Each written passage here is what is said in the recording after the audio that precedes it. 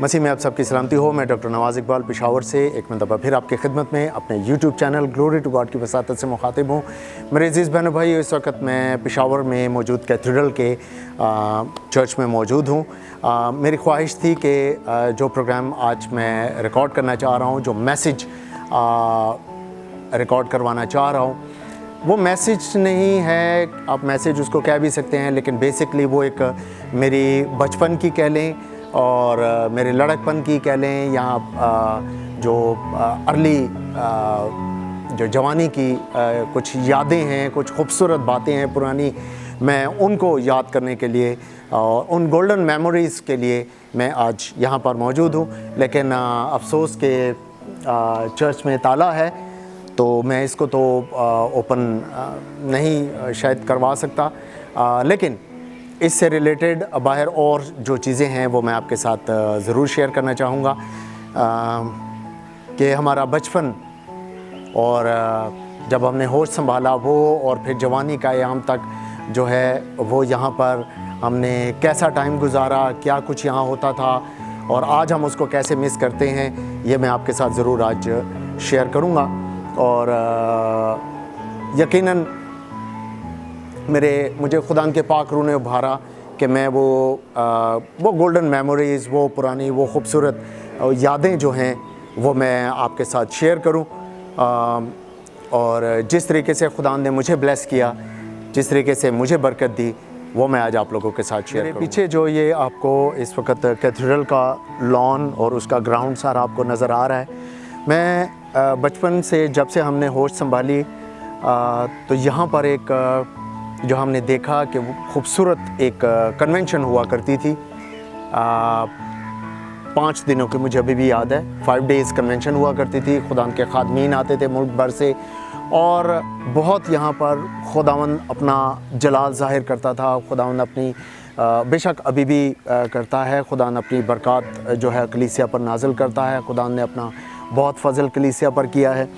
लेकिन ये आप जो ग्राउंड देख रहे हैं सारा, यहाँ पर कन्वेंशन हुआ करती थी और दिन के टाइम, मॉर्निंग आवर्स में, सुबह के टाइम यहाँ चर्च कैथेड्रल के अंदर सेमिनार होता था, टीचिंग सेशन होता था और शाम को जो है वहाँ पर कन्वेंशन होती थी। और पूरे केपी से, स्पेशली पेशावर के गिरदो नवाह से जो है वो बसेस चलती थी, मर्दान से, चारसदा से और पबी वगैरह से, इवंस के कोहाट से और दूर दराज के इलाके, ऊपर ट्राइबल एरिया से, जैसे जमरोद हो गया, लंडिकोतल हो गया, वहाँ से बहुत ज़्यादा लोग जो हैं वो बसेस में आया करते थे, बाकायदा यहाँ पर चला करती थी। और पेशावर में एक रौनक का एक समा होता था और पूरे पेशावर में के खुदावन के नाम को जलाल मिलता है। यहाँ हज़ारों की तादाद में लोग जो है वो खुदा की इबादत और प्रस्तिश किया करते थे।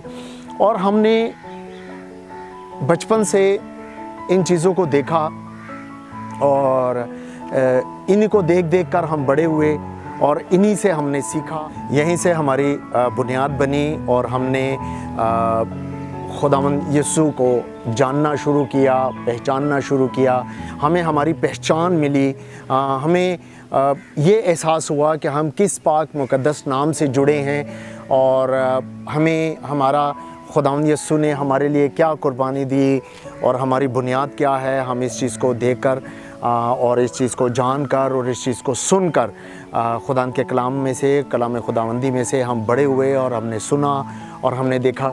और सबसे बढ़कर ये कि तालीमी जो सेशन हुआ करते थे, तालीमी सेमिनार हुआ करते थे, वो हम मॉर्निंग में ज़रूर अटेंड किया करते थे जब हम थोड़े से बड़े हुए।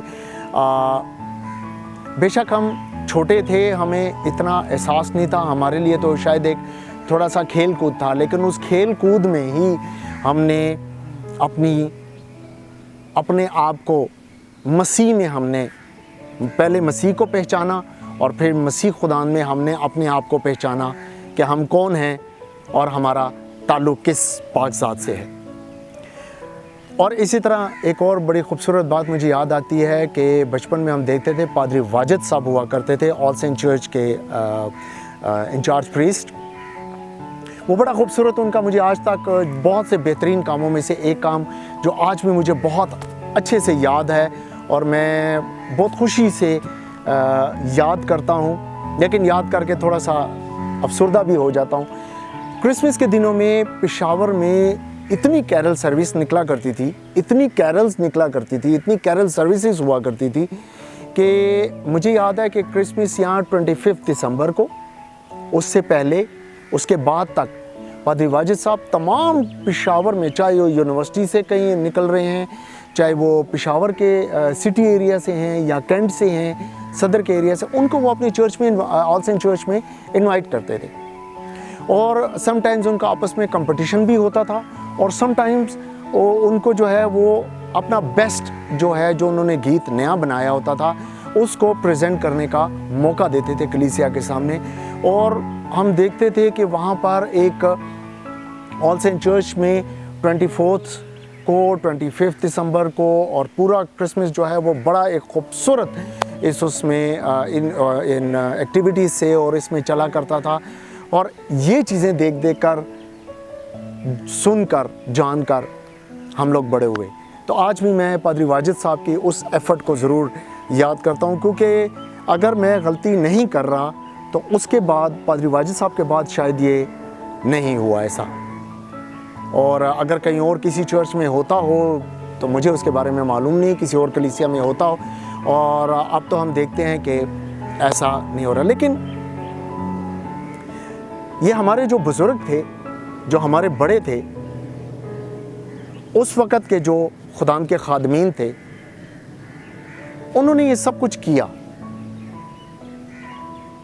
पाकिस्तान में 2 कन्वेंशन, जो मेरे इल्म के मुताबिक 2 कन्वेंशन बड़ी मशहूर हुआ करती थी। एक पेशावर डायसिस की कन्वेंशन, जिसमें हर कलीसिया शामिल हुआ करती थी, और एक सियालकोट कन्वेंशन के बारे में आज तक मैंने कभी उसको अटेंड नहीं किया, लेकिन सुना बहुत था और अब तक सुनते आ रहे हैं उसके बारे में। लेकिन उन बुज़ुर्गों ने ये कुछ किया और वो हमें देकर गए। आज जब मैं अपने बच्चों को ये सारी बातें एक कहानी की सूरत में, एक दास्तान की सूरत में, एक अपने माजी की, बचपन की खूबसूरत यादों की सूरत में जब मैं बताता हूँ, तो मेरे बच्चे मुझसे एक सवाल पूछते हैं कि बाबा अब ऐसा क्यों नहीं होता। तो मैं बड़ी ऑनेस्टली कहना चाहता हूँ कि मैं उनको इस बात का जवाब नहीं दे पाता कि अब ऐसा क्यों नहीं होता। आप भी अपने बच्चों को, जो मेरी एज के बैच के लोग हैं, इस उम्र के तकरीबन जो 40-50 इयर्स के तक के हैं, उनको ये सब बातें यकीनन मालूम होंगी, याद होंगी, या इससे बुज़ुर्ग जो हैं उनको तो बहुत ज़्यादा अच्छे तरीके से पता होगा। तो आप भी अपने बच्चों को ये सुनाते होंगे, ये बताते होंगे, अगर नहीं बताया तो बताएं। लेकिन अगर आपके बच्चे आज आपसे ये सवाल करें, हमारी आने वाली नस्ल जो मौजूदा है वो हमसे ये सवाल करे कि बाबा अब ऐसा क्यों नहीं होता, तो मेरे पास तो इसका कोई जवाब नहीं है।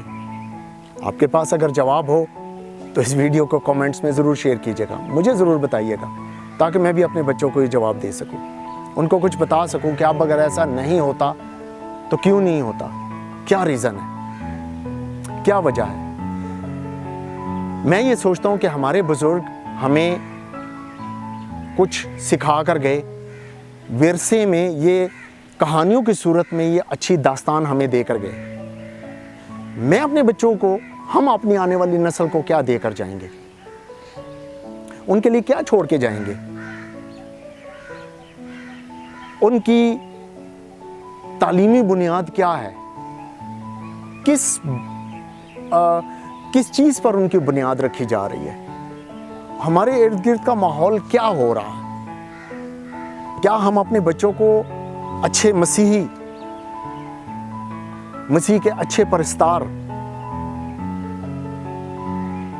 हम कैसे उनको बनाएंगे, हम कैसे उनको ये सबक देंगे, हम किस चीज़ को उनके लिए मॉरल ठहराएं। आज मैं जब इतनी अकीदत से, इतने प्यार से, इतनी मोहब्बत से मैं पादरी वाजिद साहब को याद कर रहा हूँ, तो इनके पास क्या यादें होंगी, ये किसको याद करेंगे, कौन से खादम को, कौन सी कलीसिया के ऐसी एक्टिविटीज़ को इनके पास सुनाने के लिए, अपनी नस्ल को सुनाने के लिए इनके पास क्या कहानी होगी, इनके पास क्या स्टोरी होगी कि बचपन में हमारे पास क्या होता था, बचपन में हमारे जो हैं हमारे इर्द गिर्द जो हमारी अपनी जो रिलीजियस एक्टिविटीज़ थी वो क्या होती थी। मैं ये सोच के ज़रूर परेशान होता हूँ कि इस नस्ल के साथ, इस आने वाली जनरेशन के साथ क्या होगा हमारे पास, या क्या होगा इनके पास कि ये आगे शेयर कर सकें। ये सोच के मैं ज़रूर परेशान होता हूँ। मेरे पास इसका जवाब नहीं है। अगर आपके पास जवाब हो तो ज़रूर कमेंट्स में ज़रूर शेयर कीजिएगा। लेकिन बहुत प्रेयरफुली, बहुत दुआ के साथ मैं आखिरी एक बात सिर्फ करना चाहता हूँ। इस चीज़ को आप खुद अंडरस्टैंड करने की कोशिश कीजिएगा और मेरी नाकिस अकल तो उस अजीम कलाम खुदावंदी को समझने से कासिर है, लेकिन ये चीज़ जो थोड़ी सी मेरी समझ में आ रही है, थोड़ी बहुत आने की खुदा के फजल से जो समझ में आ रही है, और वो ये है कि सारे माहौल को देखकर, इस सारे इर्द गिर्द की चीज़ों को देखकर सिर्फ एक बात ज़हन में आती है, एक आयत ज़हन में आती है कि मसीह खुदा ने क्यों कहा कि फसल तो बहुत है लेकिन मज़दूर थोड़े। बस फसल के मालिक की मिन्नत करो कि फसल काटने के लिए मज़दूर भेज दे। वीडियो के एंड पे कमेंट ज़रूर कीजिएगा और मेरे YouTube channel glory to God को ज़रूर सब्सक्राइब कीजिएगा। God bless you. Thank you very much.